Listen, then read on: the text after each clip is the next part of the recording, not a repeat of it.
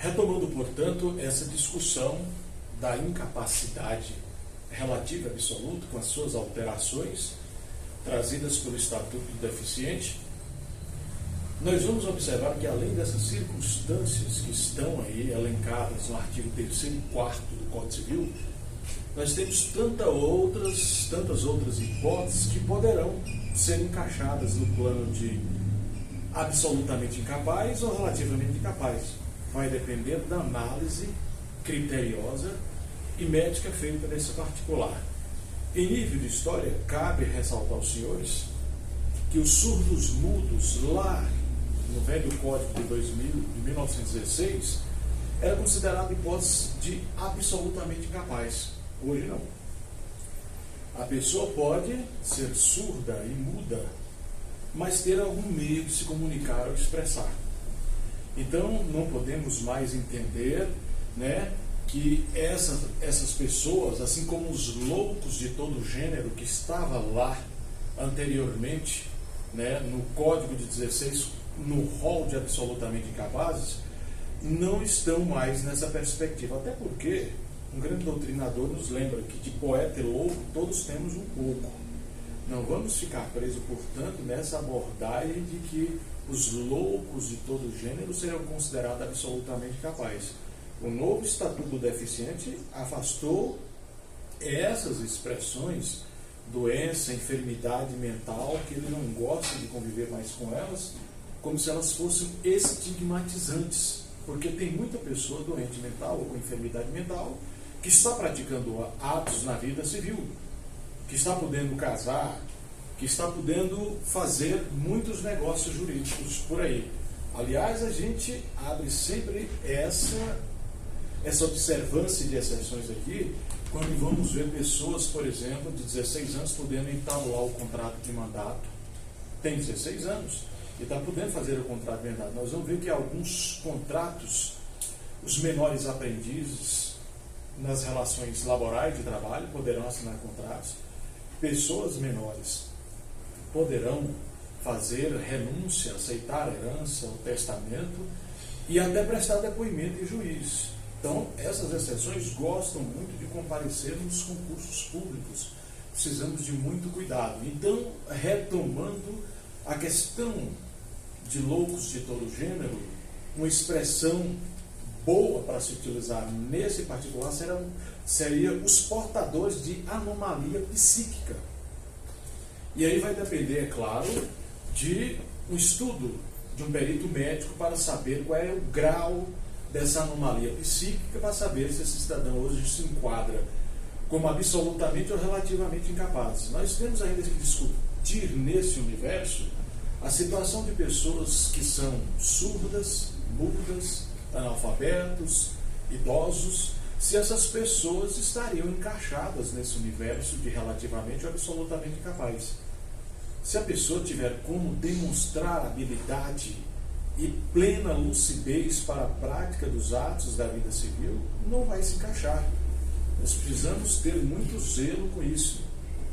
Outra questão curiosa se dá no universo dos índios, Os índios, que a gente sabe que eles são assistidos pela FUNAI, segundo o Estatuto do Índio, que é a Lei 6.001/73, precisamos que seja feita uma boa análise, se eles já têm atos de comércio, se já estão adequados ao nosso meio, se já estão participando efetivamente da sociedade, interagindo, para não estarmos envolvendo imediatamente num pré-julgamento das suas incapacidades. Da mesma forma, o idoso. O idoso é aquele que nós já sabemos aí que tem, às vezes, pouca aceitação na sociedade. No entanto, nós já estamos observando pessoas com 90 anos ou mais que estão administrando municípios, assumindo cargos políticos com essa idade, e isso não seria o suficiente para adequá-los a uma situação de incapacidade relativa ou absoluta. Muito bem, há outras circunstâncias curiosas que a doutrina nos abre nesse sentido, que são os casos de sonambulismo, pessoas no estado sonambúlico, pessoas no estado de transe mediúnico, e qual seria a situação dessas pessoas que estão hipnotizadas no estado sonambúlico ou em transe mediúnico? Vai depender também de termos um perito médico ou psiquiatra que possa notabilizar o estado de incapacidade relativo absoluto durante essas circunstâncias. Vamos precisar analisar esses efeitos. E dentro desse universo da incapacidade relativa absoluta, nós precisamos analisar os fenômenos que se dão quando as pessoas praticam atos no estado de total lucidez e capacidade e logo após perdem essa capacidade. Esses atos produzirão todos os efeitos. Mas se uma pessoa estava no seu estado de incapacidade relativa absoluta e praticou um ato nessa condição e logo após alcançou a lucidez, esse ato não produzirá nenhum dos efeitos. Não existe o chamado estágios ou intervalos de lucidez nesse contexto. Não vamos olhar para uma pessoa que está aqui por alguns minutos bons, ou lúcidos, ou plenamente capaz, e daqui a pouco perdeu a lucidez. Não existem esses intervalos. Essas questões todas, o magistrado, o juiz, vai analisar a partir de uma perícia médica feita por um médico, psiquiatra, que vai analisar esses quadros, que vai deitar ao seu lado para auxiliar o juiz a definir. E essas circunstâncias todas também nós não podemos, já de plano, apenas olhando com os nossos olhos, definir a situação, por exemplo, de alguém que é pródigo, porque gasta muito dinheiro, ele recebe só 5 mil e a cada fim de semana está gastando em festas 2, 3 mil reais, ele seria por isso pródigo.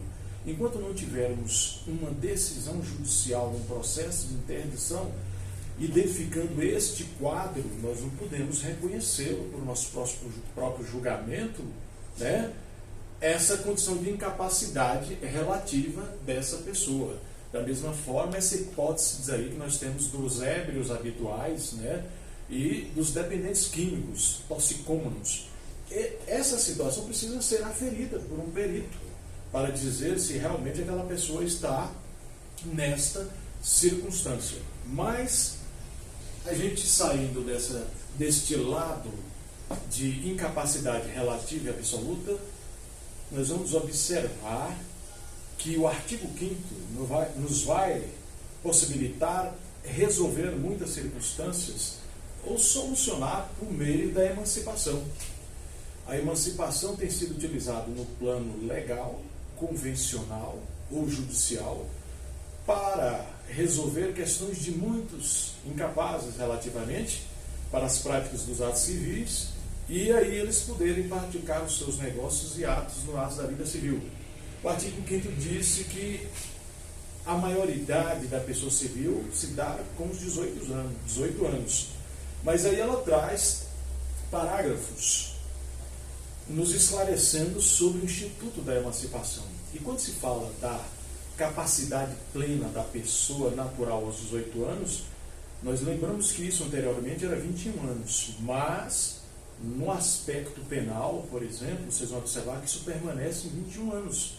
Lá, na esfera da vara da infância e juventude, o adolescente começa a responder por medida socioeducativa e apenas ao atingir 21 anos ele é colocado imediatamente em liberdade.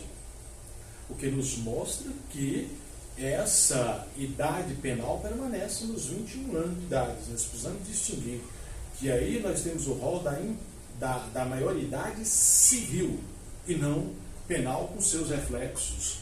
Muito bem, mas a emancipação que poderá se dar pelas hipóteses legais como de prática e atos de comércios, com o casamento, né?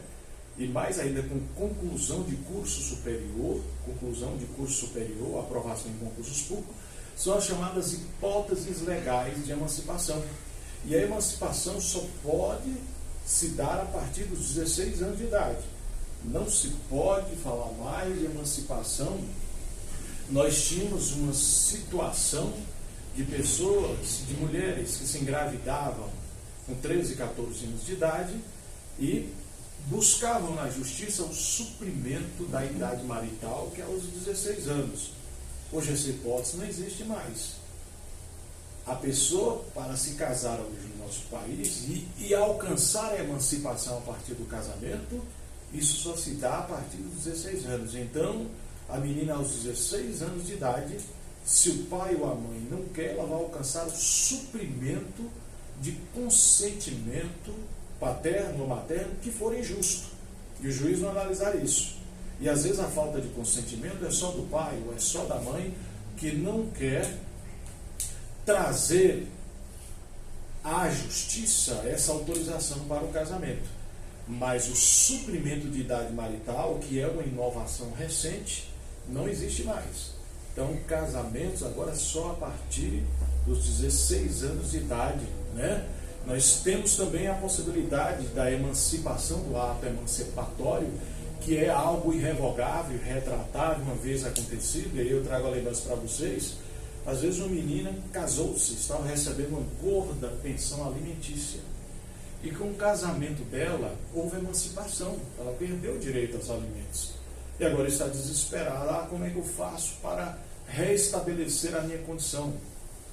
E vai buscar advogados para tentar fazer a nulidade do casamento, isso, aquilo, outro, para restabelecer a condição dela de menor e continuar recebendo a pensão alimentícia.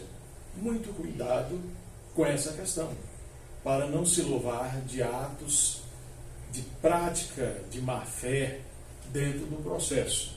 Então, muito bem, nós seguimos ainda com a questão de universitários. Hoje há pessoas que com 16 anos estão entrando na faculdade. O fato só de ingressar e ser aprovado no vestibular não nos traz uma hipótese de emancipação legal, mas de conclusão de curso superior. E de mesma forma, nós vamos observar os atos de comércio. Nós conhecemos muitas pessoas que aos 16 anos já está trabalhando há muito tempo com um comércio bem estruturado e que vende, que compra, e aí esse ato sim daria para ele a condição emancipatória.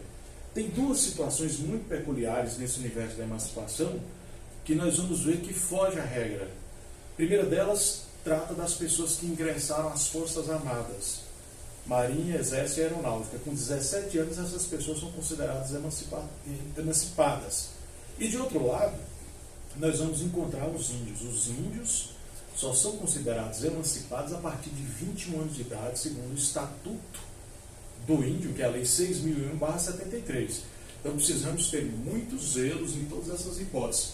Mas nós haveremos de ter ainda emancipações segundo a convenção das partes, ou seja, o acordo das partes. O filho quer ser emancipado, a filha quer ser emancipada, e os pais concordam e vão lá no tabelionatos e fazem a escritura de emancipação. Essa seria chamada a emancipação convencional. Ao lado da emancipação legal, com suas hipóteses aqui já abordadas, da emancipação convencional, nós teremos também a emancipação judicial, que é aquela vindo de uma decisão de um juiz ou tribunal, emancipando, é claro, a pessoa que já tem 16 anos, analisando as hipóteses, os critérios que foram apresentados no processo. Muito bem, saídos daí desse universo, desta emancipação que se dá nessas hipóteses, e é um ato que nós sabemos que vem resolver questões de pessoas que estão 16 anos, que estão necessitando praticar alguns atos de negócios jurídicos. É hora daqui para frente da gente analisar o artigo 6º do Código Civil, que vem falar do fim da pessoa natural, que, é claro, se dá com a morte, que pode ser real, que pode ser justificada, que pode ser presumida, antecedida ou não de um processo de declaração de ausência, mas isso a gente vai analisar daqui a pouco na próxima aulinha nossa.